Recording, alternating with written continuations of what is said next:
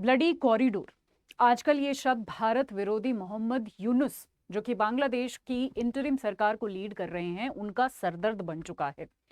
अभी हाल ही में बांग्लादेश की ही आर्मी ने उनको वार्न किया है, यूनुस को वार्न किया है कि ये जो एरिया है, जो मैं अभी आपको डिटेल में बताऊंगी, इस एरिया पे जो भी चीज़ें हो रही हैं उसको बंद किया जाए, क्योंकि इनके हिसाब से, आर्मी के हिसाब से, इस एरिया में बहुत सारी इलीगल एक्टिविटीज़ होती हैं।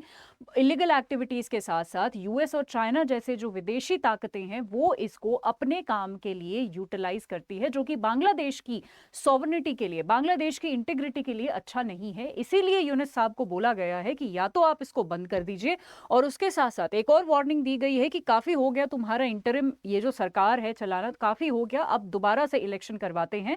और बहुत जल्दी ये भी देखने को मिल सकता है कि बांग्लादेश में अगेन, बांग्लादेश में तख्ता पलट हो गया है या बांग्लादेश में नई सरकार आ गई है, कुछ भी देखने को मिल सकता है। आज गहराई से इस मुद्दे को समझने वाले हैं। सबसे पहले ये जो जगह है ये देख लीजिए, ये जो ब्लडी कॉरिडोर है, यहाँ पर ये बांग्लादेश कि यहाँ से शुरू होता है और ये म्यांमार तक जो है एक्सटेंड होता है। म्यांमार के रखीन स्टेट तक आपने सुना होगा, जिसकी राजधानी सितवे है। सितवे पोर्ट करके भी एक जगह बहुत फेमस है जो आपने सुनी होगी। सो यहाँ पर जो है अराकान रहते हैं, जिनको हम रखाइन भी बोलते हैं। अराकान वैली यहाँ पर है, तो ये लोग वहां पर रहते हैं। मैं आपको बता दूं, म्यांमार ने जो है जबरदस्ती इन लोगों को जो है ऑक्यूपाई कर लिया था काफी साल पहले, और तब से लेके रखीन स्टेट और म्यांमार में एक विवाद रहता है, हमेशा ये लोग लड़ते रहते हैं। आपने रोहिंग्या मुस्लिम्स भी सुना होगा, रोहिंग्या मुस्लिम्स जो हैं वो भी इसी जगह से बिलोंग करते हैं। खैर, वापस आते हैं, ये जो ब्लडी कॉरिडोर है, ये वाला कॉरिडोर है जो कि बांग्लादेश से शुरू होता है और म्यांमार तक जाता है। इस कॉरिडोर को जनरली जब शुरू किया गया था तो ये इसलिए शुरू किया, इसका जो उद्देश्य था वो गृह युद्ध और भूकंप से प्रभावित म्यांमार वासियों तक राहत पहुंचाना था। बट अनफॉर्चुनेटली बहुत सारे लोग ऐसा कहते हैं कि अब इस कॉरिडोर को विदेशी ताकतें इलीगली यूटिलाइज करती है और बहुत सारी इलीगल गतिविधियां यहां पर होती है, जो कि बांग्लादेश के लिए अच्छा नहीं है। इसलिए बांग्लादेश की आर्मी ने बोला है कि इसको बंद किया जाए, इसका काम रुकवाया जाए और यहां पर कुछ नहीं होना चाहिए। यहां पर एक अमेरिका का भी एंगल है, जहां पर यह बोला जा रहा है कि अमेरिका के दबाव में आके या अमेरिका के लिए ये सारी चीजें जो है यूनुस कर रहे हैं। शेख हसीना की जो सरकार थी, जो कि प्रो इंडिया थी, उन्होंने तो ये तक भी बोल दिया है कि ये जो इंसान हैं जो कि एंटी इंडिया हैं, इन्होंने अपना देश कहीं ना कहीं, बांग्लादेश जो है वो यूएस को बेच दिया है। इतनी बड़ी स्टेटमेंट भी शेख हसीना ने इनके खिलाफ बोली है। बट कुछ ना कुछ तो प्रेजेंस डेफिनेटली यूएस का है। इन दोनों की जो है आप यहाँ पर बातें भी सुन सकते हैं। यूट्यूब पे बहुत सारी वीडियोस अवेलेबल हैं जहाँ पर साफ साफ ये बोला गया है आर्मी द्वारा कि आपकी जो है इंटरिम सरकार, काफी टाइम हो गया है, अब नए इलेक्शन करवाते हैं। और जैसा कि मैंने बोला, हो सकता है कि आगे आने वाले कुछ दिनों में सरकार भी बदल जाए बांग्लादेश की।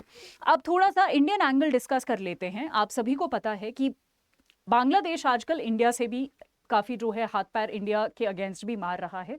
बांग्लादेश का शायद ये प्लान होगा कि इंडिया एक फ्रंट पे तो लड़ ही रहा है पाकिस्तान पे, क्यों ना हम दूसरे फ्रंट पे भी वॉर शुरू कर देते हैं, और 2-3 फ्रंट से जब लड़ाई होगी तो इंडिया पर काफी इंपैक्ट पहुंचेगा। बट ऐसा डेफिनेटली नहीं होने वाला है। बट इस चीज को सुनिश्चित करने के लिए बांग्लादेश हो गया और चाइना उसके साथ मिलकर, ये सारी कंट्रीज जो है काफी सारी चीजें कोशिश कर रही हैं। आपने हाल ही में लाल मोनेरहाट, इस बांग्लादेश में एक एयरबेस का नाम सुना होगा, जहां पर चाइना इस एयरबेस को दोबारा से शुरू करना चाहता है। ये वर्ल्ड वॉर 2 के आसपास का ये एयरबेस है, इसको दोबारा से शुरू करना चाहता है। इंडिया के ये काफी करीब है, आप देख सकते हैं इंडिया यहाँ पर है तो ये एयरबेस यहाँ पर है, तो काफी करीब है। इस एयरबेस को दोबारा शुरू करना चाहता है, तो कोई ये कोइंसिडेंस तो नहीं हो सकता है, कोई ना कोई प्लानिंग ही होगी। तो बांग्लादेश और ये दोनों मिलकर कुछ ना कुछ तो डेफिनेटली प्लान कर ही रहे होंगे। ऐसे में इंडिया भी चुप नहीं है। इंडिया ने भी हमारा जो तीस्ता प्रहार एक्सरसाइज है वो करके बांग्लादेश को बता दिया है कि हमारे पास ये सारी कैपेबिलिटीज है, और कल को अगर तुमने कुछ भी हमें या हमारी सिलीगुड़ी कॉरिडोर को, जिसको चिकन नेक कॉरिडोर कहते हैं, उस पर कुछ भी करने की कोशिश की तो हमारे पास, हम चुप नहीं डेफिनेटली बैठेंगे। वैसे तो चुप नहीं बैठेंगे जैसे शब्द मैं बांग्लादेश के लिए यूज नहीं करना चाहती, क्योंकि एक छोटा सा कंट्री है जिसके खिलाफ लड़ाई करने में भी एक मजाक वाली बात होती है। मतलब पता नहीं क्यों वो हमारा टाइम वेस्ट कर रहे हैं ये सारी हरकतें करके। वो छोटा सा कंट्री है, ना कोई कैपेसिटी है उसके पास, सिर्फ चाइना और यूएसए के बलबूते पर वो इतना कुछ कर रहे हैं। मुझे लगता है नहीं करना चाहिए, शांति से रहना चाहिए। उसके अलावा एक और चीज इंडिया ने करी है, जो कि ट्रांसशिपमेंट हब है उसको टर्मिनेट कर दिया है, उसको कैंसिल कर दिया है। यानी आपको शायद नहीं पता होगा, पर बांग्लादेश अपना बहुत सारा सामान जो है इंडिया से होते हुए नेपाल और भूटान तक भेजता है। हमारी ये एक बड़प्पन आप बोल लीजिए कि हमने बांग्लादेश के साथ अग्रीमेंट किया हुआ था कि ठीक है आप हमारा एरिया यूज कर सकते हो नेपाल और भूटान तक, यानी फॉरेन कंट्रीज तक अपना सामान पहुंचाने में। इंडिया ने अब ये अग्रीमेंट कैंसिल कर दिया है कि अगर तुम्हें सामान पहुंचाना है तो पैसा भरिए और सामान पहुंचाइए, अदरवाइज हम तुम्हें अब अलाउ नहीं करेंगे इस एक्सपोर्ट के लिए हमारी जमीन से। और मुझे लगता है सही भी किया है, करना भी चाहिए।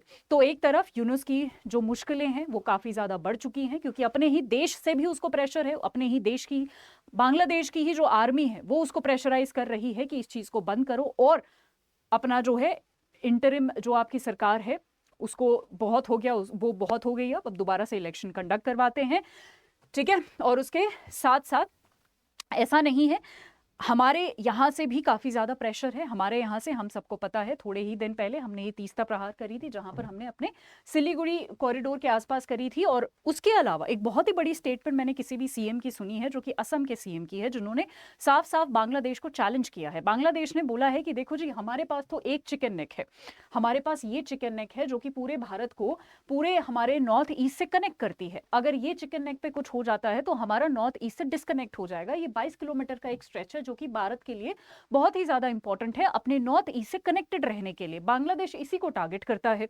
तो असम के सीएम ने बोला है कि देखो, हमारे पास तो एक चिकन नेक है पर तुम्हारे पास दो चिकन नेक है।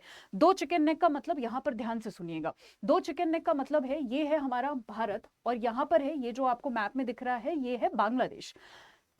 सीएम, असम के सीएम का ये कहना है कि अगर तुमने कुछ भी किया तो तुम्हारे पास दो चिकन नेक है और हम उन पर अटैक करेंगे। यानी तुम्हारे एक यहां पर अटैक होगा, ये जो तुम्हारा चिकन नेक है, और दूसरा तुम्हारा यहां पर अटैक होगा। यहां पर अटैक करके हम तुम्हारे ये रंगपुरा वाले रीजन को, ये जो रंगपुर वाला रीजन है ये बांग्लादेश का ही रीजन है, इसको जो है हथिया सकते हैं हम कल को। और ये वाला एक जो रीजन है इसको यहां से तुम्हें कट करके इसको अपने मिजोरम या फिर त्रिपुरा में हम ऐड कर सकते हैं, और यहां से तुम्हें कट कर सकते हैं। और हो सकता है कल को इस रीजन को हम यूटिलाइज कर सकते हैं। जो भी हमारे देश में रोहिंग्या मुस्लिम्स जो है इलीगली आए हुए हैं, उनको बोल देंगे कि तुम यहां पर रह लीजिए। बट एनीवेज, ये सिर्फ इनका एक इशारा है कि तुम्हारे पास दो जगह है, दोनों को कट करके हम जो है अपने में मिला सकते हैं। एक ये वाला रीजन, यहां पर भारत पड़ता है, तो अगर ये वाला रीजन कट हो जाता है, मैं आपको यहां पर दिखाती हूं इस वाले मैप में, हाँ जी, इस वाले मैप में, इस वाले, ये वाला मैप, ठीक है। अगर ये वाला रीजन कट हो जाता है तो हमारा ये जो चिकन नेक कॉरिडोर है वो भी काफी चौड़ा हो जाएगा। आप देख रहे हो, ये बांग्लादेश का अगर ब्लू वाला पोर्शन हम कट करके अपने अंदर शामिल कर लेते हैं तो हमारे पास काफी चौड़ा रोड हो जाएगा। उसके बाद हमारी कनेक्टिविटी बेहतर हो जाएगी नॉर्थ ईस्ट के साथ। दूसरा जो रीजन है वो इस मैप में नहीं दिख रहा है, वापस इसी मैप पे चलते हैं, ये वाला रीजन है। अगर हम बांग्लादेश को अगेन यहाँ से कट कर दे तो अगेन हम त्रिपुरा में, मिजोरम में जो है इसको मिला सकते हैं। तो ये इनका कहने का मतलब था। आपके सुझाव क्या है वो आप मुझे कमेंट सेक्शन में जरूर बताइएगा कि बांग्लादेश जैसा एक छोटा सा देश इतनी सारी हरकतें करेगा तो फिर मतलब जवाब तो देना पड़ेगा। बट अगेन मैं यही बोलूंगी कि बांग्लादेश को जवाब देना पड़ेगा ऐसा मैंने सोचा नहीं था, क्योंकि जब छोटा सा स्टेट होता है उसको हम ऐसे ही मजाक मजाक में ले लेते हैं कि ठीक है थोड़े दिन बाद चुप हो जाएगा। बट मुझे पता है, हम सबको पता है कि चाइना की पावर पर, यूएस की पावर पर वो ये सब कर रहा है। बट उसको ये भी सोचना चाहिए कि ये लोग भी अपने इंटरेस्ट के लिए बैठे हुए हैं वहां पर। अगर कल को तुमसे इंटरेस्ट खत्म हो गया, तुम्हारा ये जो स्ट्रेटेजिक लोकेशन है वही है इनका इंटरेस्ट, अगर ये इंटरेस्ट खत्म हो गया तो ये तुम्हारी भी हेल्प नहीं करने वाले हैं। तो अपने पास जो चीजें अवेलेबल हैं, अगर तुम्हारे पास खुद के पास इतनी कैपेसिटी है कि तुम किसी के साथ लड़ सको तो ही लड़ो, दूसरों के बलबूते पे नहीं लड़ा जाता।